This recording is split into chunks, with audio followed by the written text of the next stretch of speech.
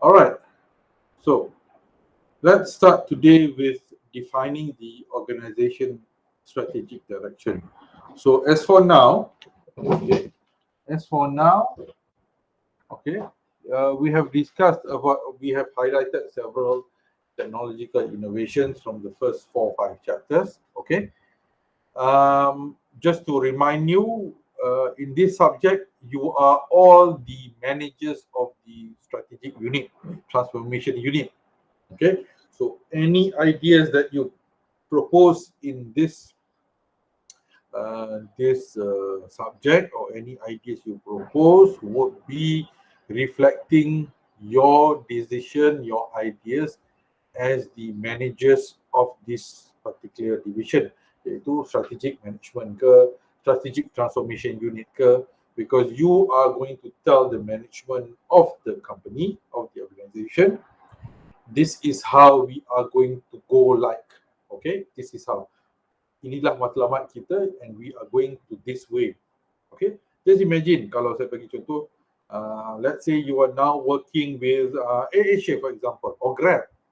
Okay, so you are going to come up with innovative ideas, innovative products to propose to Datuk Tony Fernandez or Tan Sri Tony Fernandez, and you're going to tell him, okay, Datuk, this is how the future is. Projection kita macam ni, sales kita macam ni, so I think we should go into this direction. Okay, or maybe you can use the current example. Datuk, we are going to have 5G dalam masa terdekat ni. So if that's the case, we need more products like this, or we need more products like this. Okay, or you can just tell him like, based on our sales record for the last 3-4 years, we have found that there is frequent flights to Jakarta or maybe Philippines. So I think we should now increase the more flights. I think it's feasible for us to buat satu airport baru kat situ, okay? Things like this. Okay, because these are all innovations as well, because you are thinking within, you're thinking in your company, and you're making your company grow well. So having said that, so in this chapter we are going to define the strategic direction. Where are we heading to? Ke mana kita nak pergi? Okay, where are we heading to? All right, so let's just look at overall about this. When we talk about overall strategic direction, okay, it has to be consistent with something. Okay, consistent with what? Consistent with the goal of the company. What is the goal? What is the objective of the company itself? What is the goal of the objective? So we have to think about that. Next, we also have to look about, we need to look at our competitors.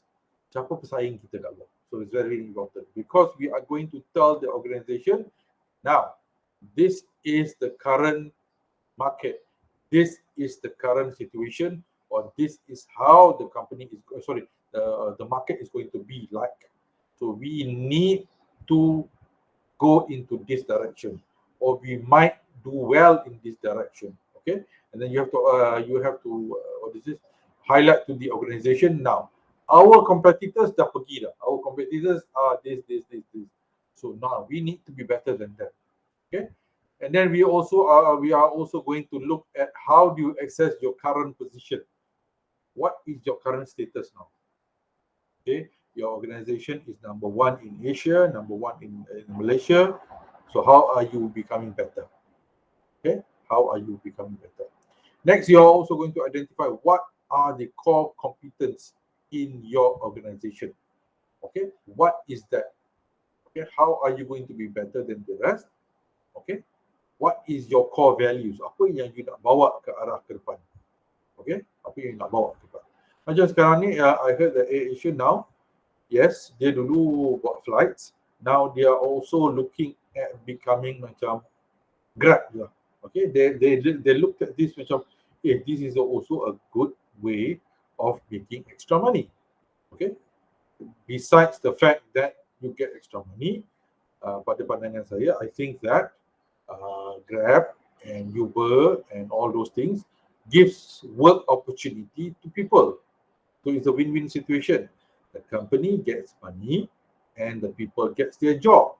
Okay, everyone wins something lah. Okay, I think Grab semua bagus. So now Asia kata, why not we venture into this? Kalau dulu AirAsia is known for free, so not free lah, cheap flight tickets, but now we are also known as a service provider. Okay, in terms of they are also becoming like Grab. Okay, I heard it's coming soon lah. Okay, so the market has changed already. All right, and then we are also going to understand what is the blue ocean strategy. I'm sure ramai pernah dengar. I'm sure all of you have heard of the blue ocean strategy. So we're going to look at that, and I'm giving you an example of AirAsia here. And we are also going to look at a balance scorecard. Okay, a balance scorecard. All right, so let's start with a little bit a small example about Telstar. Okay, I'm sure ramai semua pernah dengar pasal Telstar. Okay, so Telstar started was founded officially in 2003 by Martin, an entrepreneur who wanted to create faster, sexier electrical cars. But Elon Musk agreed to fund that company, and he became the CEO. And years later, he became the chairman. He became the CEO lah. Okay, so Telstar has grown into a company with almost 12 billion in the annual revenues that produce multiple car models, solar and energy storage and energy saving cars. Okay, so Telstar missed several. Kalau you take point number 4. Telstar missed several of its production goals in the early 2018, causing investors to be concerned. But at the end of 2018, posted its first annual profit. Okay, so adalah in 2018 tu ada some problem, but finally they still made it lah.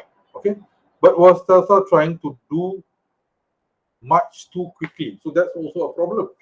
Okay, if you go ahead so fast, but the market is not there yet, or the industry not stable, or the infrastructure not stable, then you'll be doing too much, but okay, you'll be doing too much too quickly. Okay, so in Malaysia, kalau you ambil examples in Malaysia, you cannot build a system, you cannot build an app technology, because our technology tak sampai 5G lagi. Baru nak sampai 5G. So if you were to build an app or a system that requires you to have 5G, then you're going to have a problem lah, because we are not there just yet. But if you build a mobile app, just for example, any mobile app, then you have a market. Sebab I think a high percentage of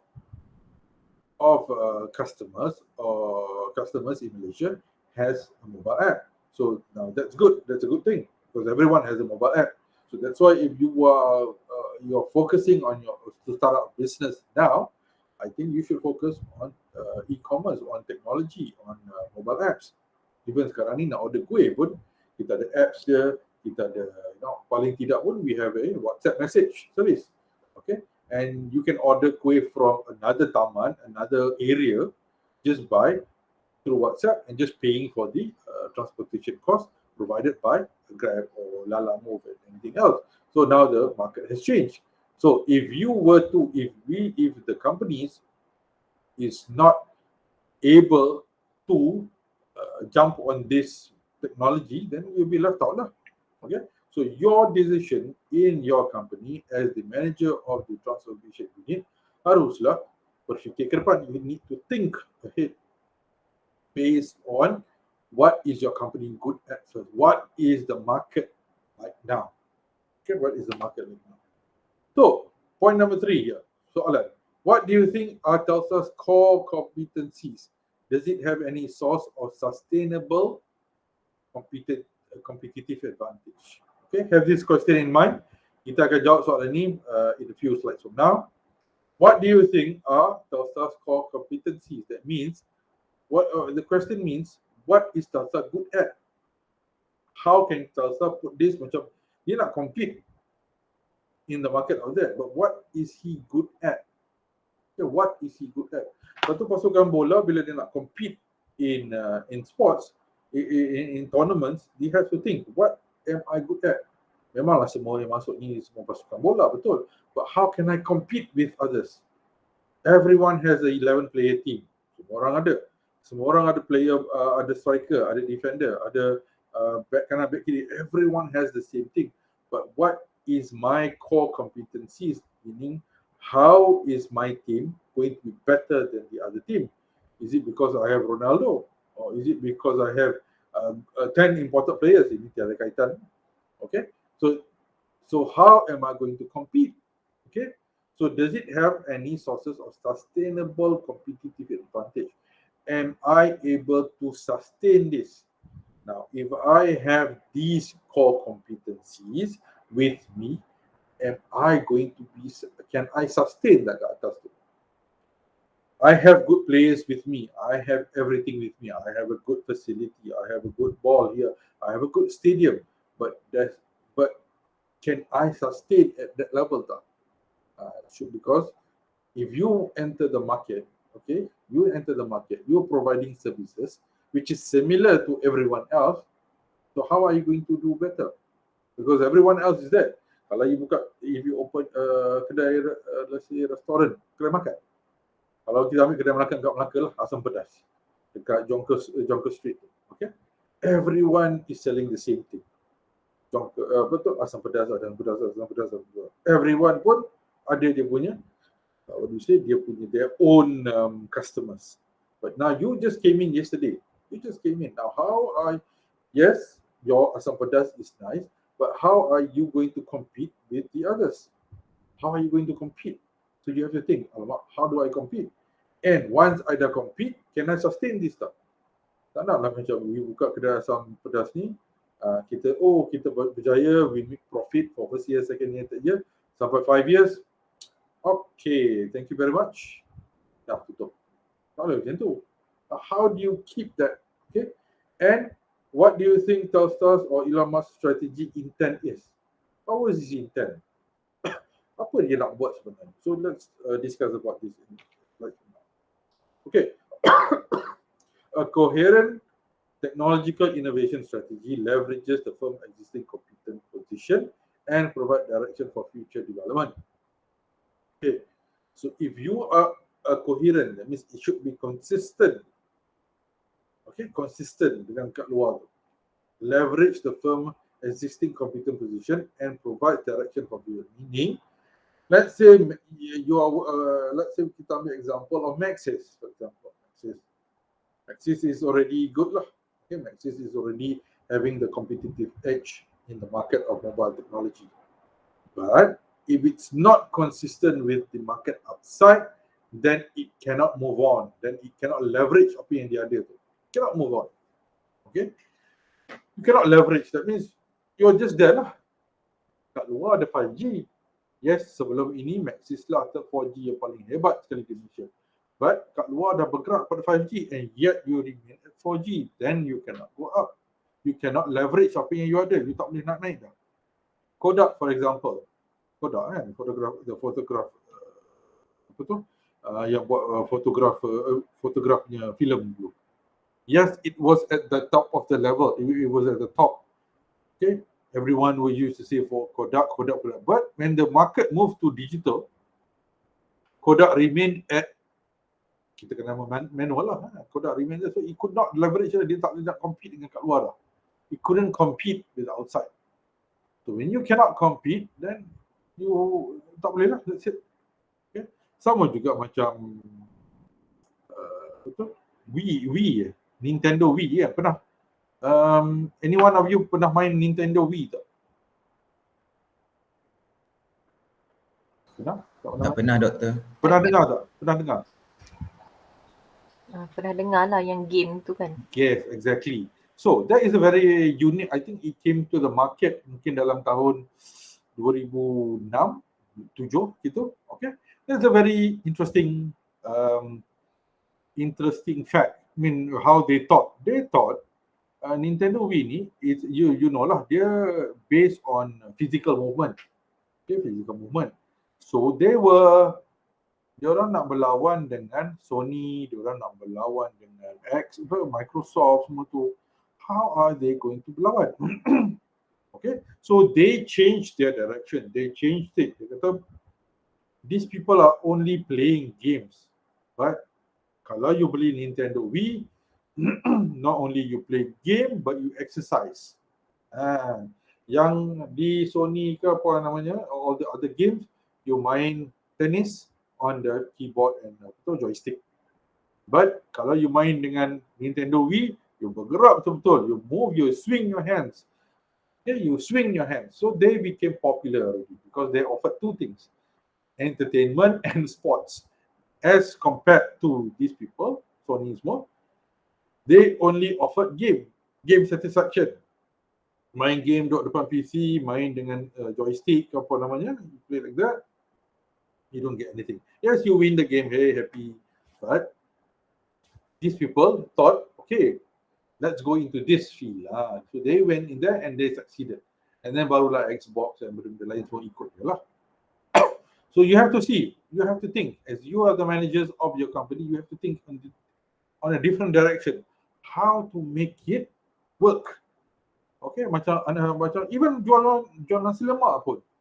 Okay, macam jual nasi lemak, everyone dekat Shah Alam jual, tapi ada seorang tu yang letak nasi lemak anak dara ke apa kan. Dia letak nama tu, yes. Okay, because they know that everyone is selling the same thing. How do I leverage my own name? So they use a different name. Cendol bakar. Pernah dengar cendol bakar? Pernah makan tak? Tak pernah. Cendol bakar, saya lah antara orang-orang yang pergi makan dan untuk merasai cendol bakar tu. Saya ingatkan dia macam pulut yang dibakar dalam cendol dan things like that. But when you go there, you ask the person apa yang macam cendol biasa je lah kan. You ask the person what is apa yang hype sangat pasal cendol bakar. Nama orang yang menjual itu ialah Cik Bakar.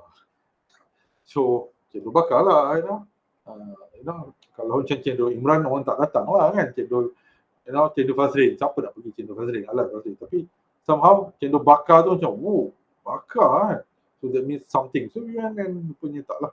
So they have to think of creative ways. So you in your organization have to come up with creative ways. So we will look into this later on. Okay. So how do you formulate strategies? Okay. You're appraising the firm's environment. You look at the current environment. What is your dalam organization what is your environment like? How is your environment like? What is your weakness, strength, competitive advantage? What is all that? So because kita nak, okay, we want to leverage with our company. So we need to nak ukur diri sendiri lah. What are we good at? Okay. And articulation of ambitious strategy intent. That means we have to put this in mind. We have to articulate. We have to think. We have to deliver this. We have to tell everyone to be ambitious. Kalau in a company only you are ambitious, susah juga. So the management needs to be ambitious. You need to be ambitious. The employees need to be ambitious. Everyone needs to be ambitious. Then it works out. Tapi normally, if the top management are ambitious, inshallah, the down people will be ambitious as well. Okay, so you need to be ambitious. Ambitious is a very important thing. You cannot be satisfied. Okay, yes, my product has done well. I have sold about 1,000 nasi lemak per day. Now I can sell this much of nasi lemak. I can do this. My profit for 1 month is about 10,000. Thank you very much. Dah cukup. Tak boleh macam tu because in 1 year, 2 years to come, or in the next few months, there'll be another product coming in. Okay, another nasi lemak, anak dara lain pula coming in. So you need to be creative. Okay, now you dah ada market. You have your own market. So now how are you going to leverage on that? That's also another issue. Maxis has their own customers. You have your own customers. So how are you going to leverage on that? You dah ada dah, bukan you masuk. Kalau you masuk first time, now that's going to be an issue lah. But you have already your customers. You dah ada kedai asam pedas di Melaka. Now, how are you going to leverage on that? Maybe tambah aircon, maybe tambah kerusi meja, okay? Maybe tambah QR Pay ke apa namanya, all those things. So now you have that. Macam Arash, he wants to start a business. Okay, that's a good thing. Now, he has customers. Probably he has already customers. He's building up his customers. So he's also fighting with others. Dia tengah bekerja keras because he is providing a service yang orang lain also provide. Now, what can he do? Apa yang dia boleh offer yang orang lain tak boleh offer? Yes, probably he can say, yes, I'm offering a cheaper price. Betul, cheaper price. But can it sustain for a few years, for a few months? What you have to do something which attracts people. Yang, attracts people. Yang macam, oh, yang ni dia ada. So he gives extra service. Okay, fine. But maybe he can also offer, Fazril boleh offer service lain. Contohnya macam when you go repair rumah orang, what something orang people's house, sometimes people don't have cash in hand. You boleh offer QR pay, QR code, you ada apa tu, touch and go and all those things. You can offer that, boleh. Because I've seen one guy yang datang rumah saya repair pagar tu, dia bawa lori kecil tu. Okay, once habis, lori tu boleh buka, semua ada kat situ. QR code lah, Maybank lah, touch and go, scan, pay, that's it. He knows, dia kata, I know because yalah, siapa nak simpan 100 ke 200? I mean, you keep 100 mungkin lah. 100 ke 50 orang. Kadang memang tak ada cash pun kat rumah kan. You keep that amount. So when you want to call somebody, you can fikir asal lagi nak pergi bank lah, nak keluar duit lah. You have to have that much of cash lah. And then he'll come, he might not come, things like that. Why not you have this service immediately masuk? And then it's much more safer for you, safer for him. So these are the things that you want to leverage on. These are the technologies which is available outside that you can leverage on. Okay, so you don't have to think about some you don't have to think about new things. You just have to leverage on it. You jump on the bandwagon. Okay, so you can also do some external analysis from your current position. Okay, external analysis, that means you study your market. How is the market outside? First, we use the Porter's 5 force model. The Porter's 5 model is something like this.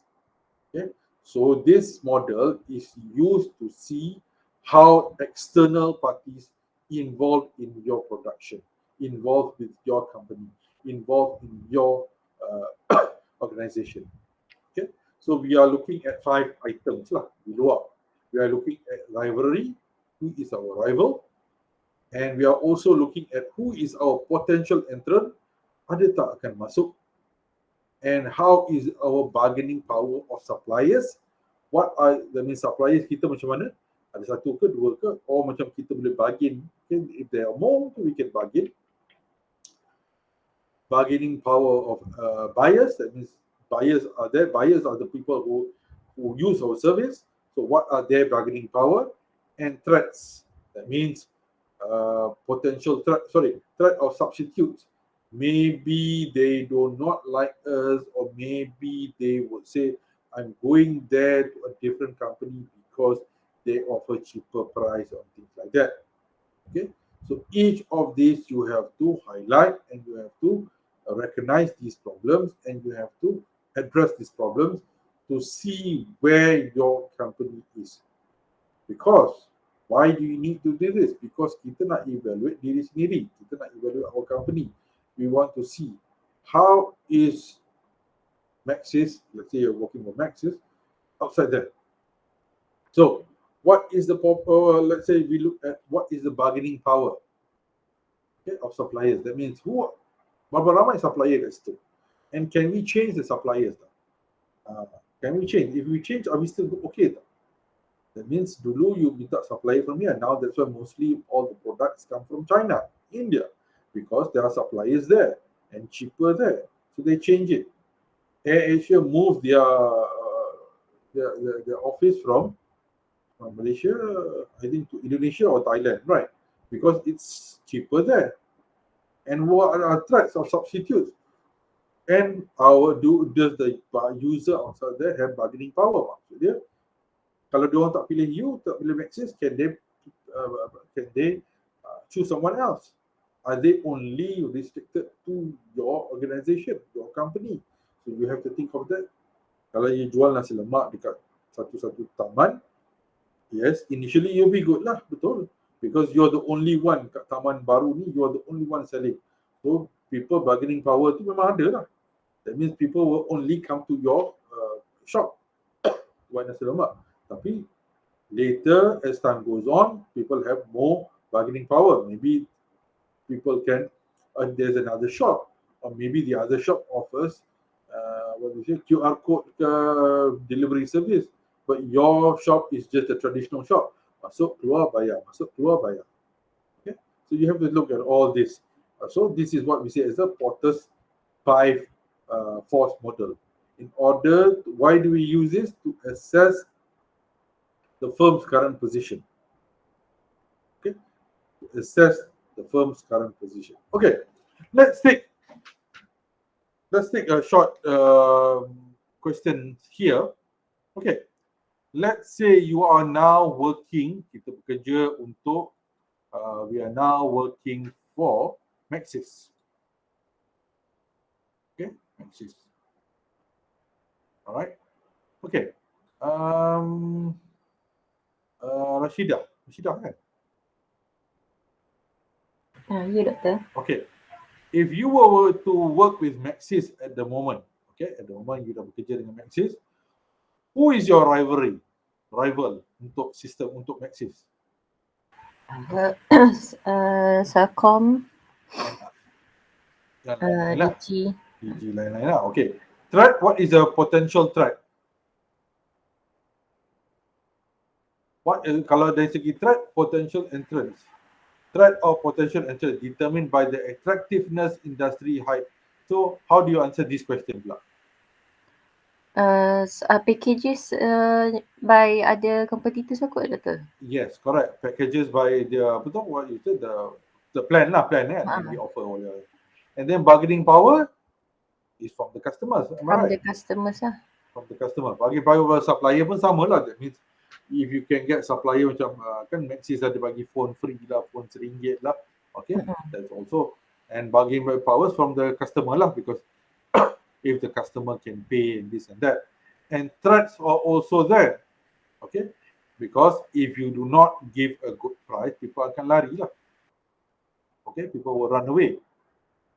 Okay, so these are an example of you using the 5 force model in Maxis if you're working for Maxis.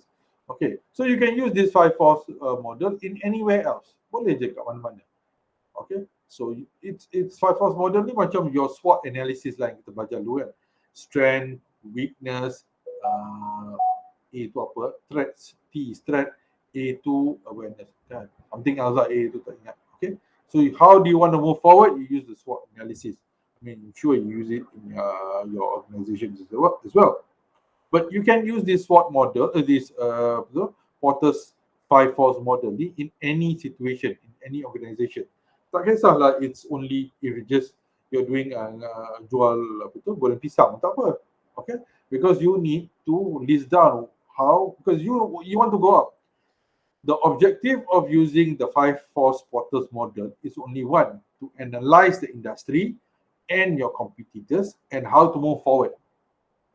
Okay, because you want to analyze the industry. Who are my rival? Industri kita macam mana? Okay, what are they offering? Goreng pisang ni sama je. Goreng pisang A, B, C. What are they offering? Semua jual goreng pisang tanduk saja, atau pisang ni saja. Everyone is the same. Semua pakai minyak panas, semua pakai crunchy yang sama, semua everything is the same. But how is yours better than theirs? So now that's what you want to do. Okay, so we can use this 5 force Porter's 5 force model in any organization or any situation. All right, and we are also looking at the current position by which you are looking at your stakeholders. Who are your stakeholders? What is a stakeholder? A stakeholder is anyone contributing directly or indirectly to your organization. Your stakeholders. Macam saya, my main stakeholders is my students. So these people would be my main focus, because these are our dalam UiTM stakeholders. Mereka penyumbang terbesar. Ada juga penyumbang lain, contohnya macam because my cafe owners, ada banyak-banyak cafe dalam UiTM, so these cafe owners are also my stakeholders. I have to make sure that the cafe is okay. I have to give them a good price. Okay, so these are also my my stakeholders. The government is our stakeholders because the government gives us budget. So I have to make sure that whatever money has been delivered, whatever tax money that is given to us is used wisely. So I have to make sure that. and what is the contribution of my organization into the government. So I have to make sure that. Okay. So these are examples of your stakeholders. So if you have a small business, who are your stakeholders? Obviously, customers. Okay, you are also your customers will pay you. Okay, if you're not good to your customers, then you won't do well. Okay, so these are your stakeholders. If Maxis customers are their stakeholders, other service provider, I mean, the main stakeholders are customers lah. Okay, are customers. Okay, so what does each stakeholder want? Obviously, each stakeholder wants some benefits. Some want something good. Okay? So you have to look into that. What resources do they contribute?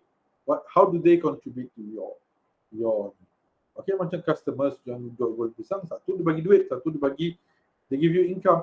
Satu lagi they're also your marketers. So mereka akan cakap dengan Ali, dengan Abu, dengan Ahmad. Oh, goreng pisang yang Cik Rashidah jual tu sedap. Okay, why not you go there and buy? Or they're also indirectly your marketers. Dia orang akan upload dalam IG. Oh, bagus goreng pisang Cik Hafiz ni. Sedap, rangup. Okay, pilihan bijak. Saya dah beli situ. So, these are your stakeholders as well. And these will be promoted and promoted and promoted. Okay, what claims are they likely to make? Okay, how are they claiming? That means they can claim that they have come. They are also part of your organization. They are your contributors. Okay, so these are their claims to your organization. All right. So you're also looking at internal analysis. How is your firm's what is your firm's strength and weakness? Okay, how are you doing well? Okay, what is your strength? What is Maxis punya strength?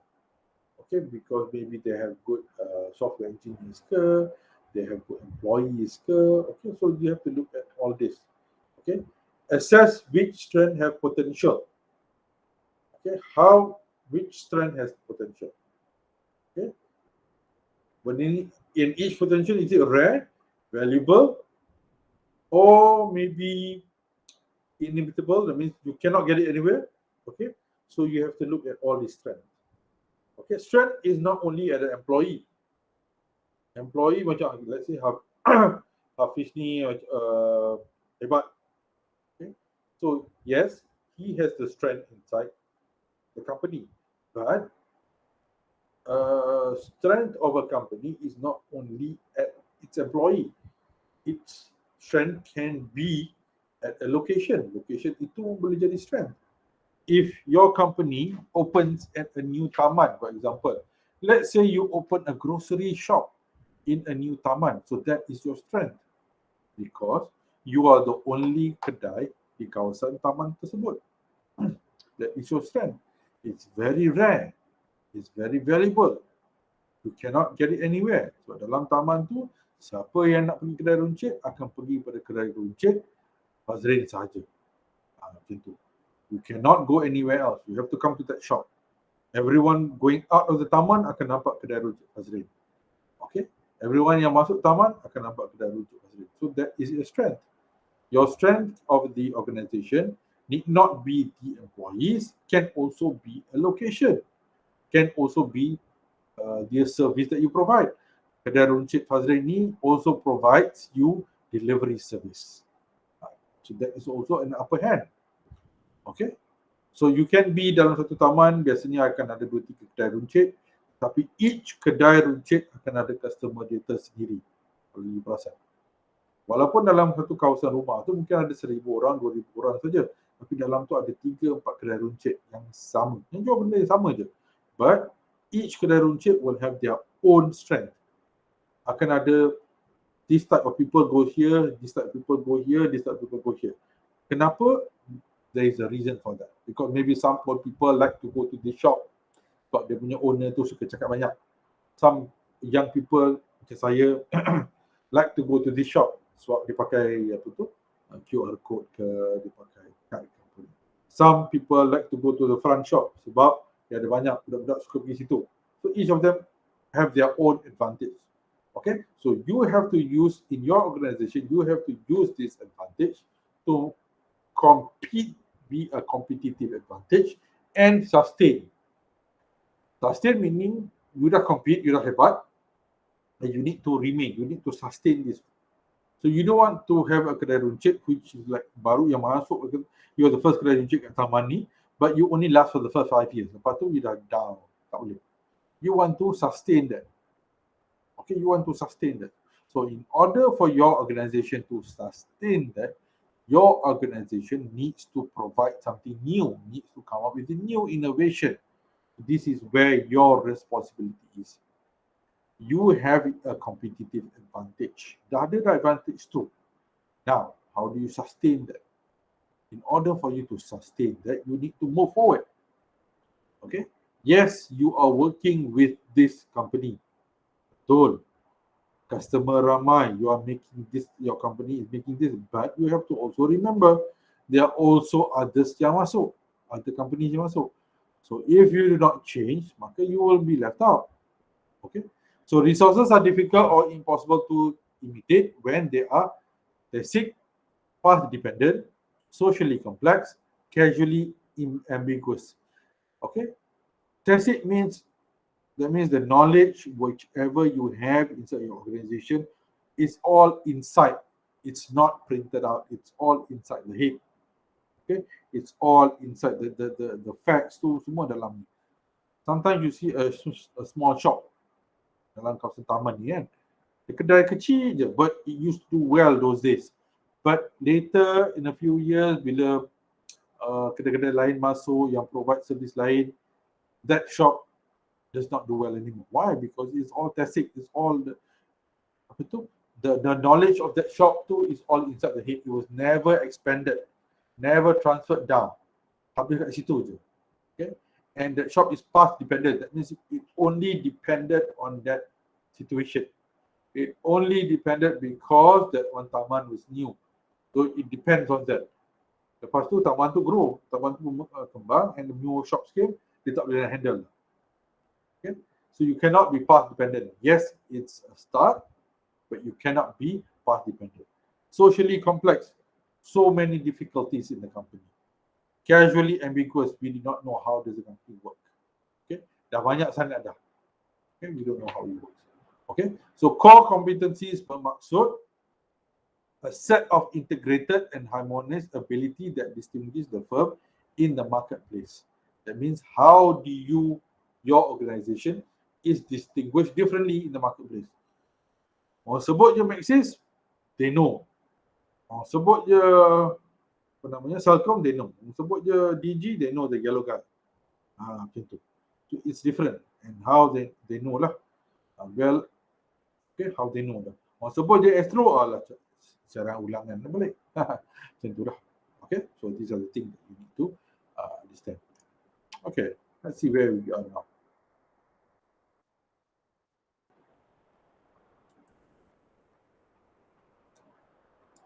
Okay, let's jump to blue ocean strategy. Blue ocean, what is blue ocean strategy? Is referred to the market, to a market of for a product where there is no competition or very less competition. A blue ocean exists when there is potential for higher profit as there is a new competition or irrelevant competition. A blue ocean of undisturbed market space where it is possible to operate without a competition. Okay, blue ocean strategy. So dalam blue ocean strategy ni, what we do is we come out new and it's an open market. Tak ada siapa kat situ. You come out new in the taman, macam saya explain tadi, datang taman baru. That is called a blue ocean because there is no potential, there is no competition with you. You are the first one. Okay. So an example, the Nintendo Wii launched in 2006 and is the heart of concept of it is the concept of value innovation. This is the key principle of blue ocean strategy, which sees low cost differentiation being pursued simultaneously. So the key principle of blue ocean strategy is to keep the cost low and different. You keep the cost low and different daripada online. Okay. Example, kalau you ambil hotel, okay, hotel.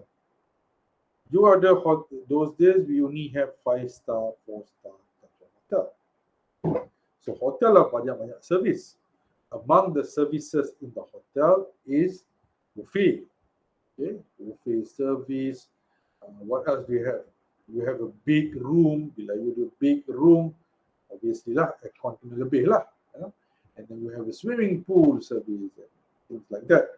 But hotel locations go far away.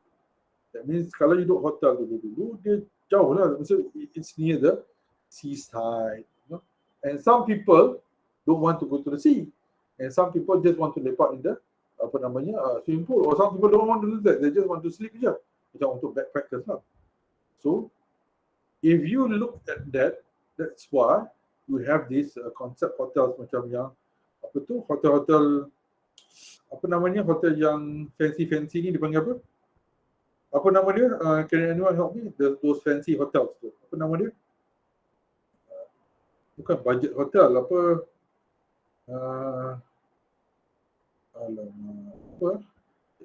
Shida, can you help me out? Apa nama hotel yang Boutique hotel. Boutique hotel. Yes, sorry. Boutique hotel. So boutique hotels, okay, they are new concepts because these are blue ocean strategy. Diorang tak compete dengan Hilton semua. Diorang tak compete dengan Armada semua. Diorang tak compete dengan Equatorial semua. They compete among themselves. This is the new market.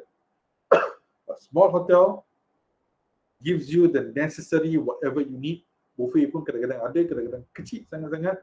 Roti lah, kopi lah, telur lah, itu saja. They don't give you a variety of that. They minimize the cost.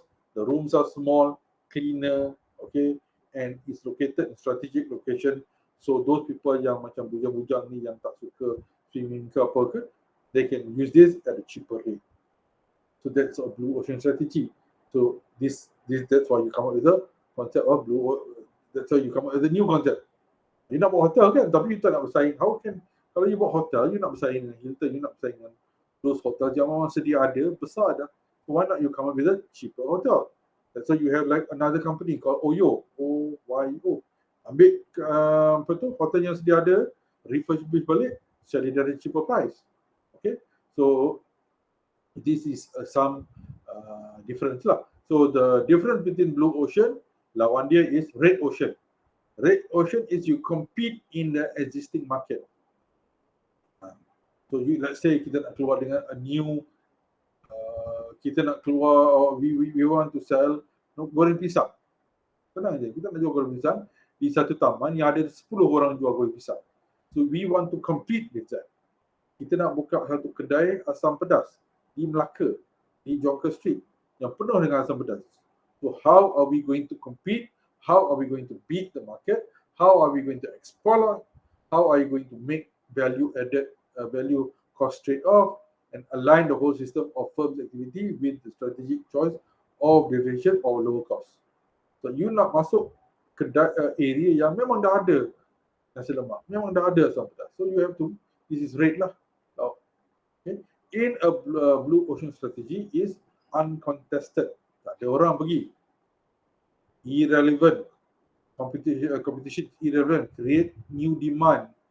Break the cost trade-off. Align the whole system of firms' activities in pursuit of differential and cost and low cost. Grab, Gojek. So these are all blue ocean strategies. They come up with something new totally. They beat the there's nobody. Siapa nak compete dengan dia orang? Okay, yes, dulu masa tu ada Uber, but it's still not much lah. Macam taxi dah banyak. Taxi kita ada macam-macam company, kan? So they come up with a new thing. AirAsia. Show you the example. AirAsia. This is an example of AirAsia. Which of the factors that the industry take for granted should be eliminated?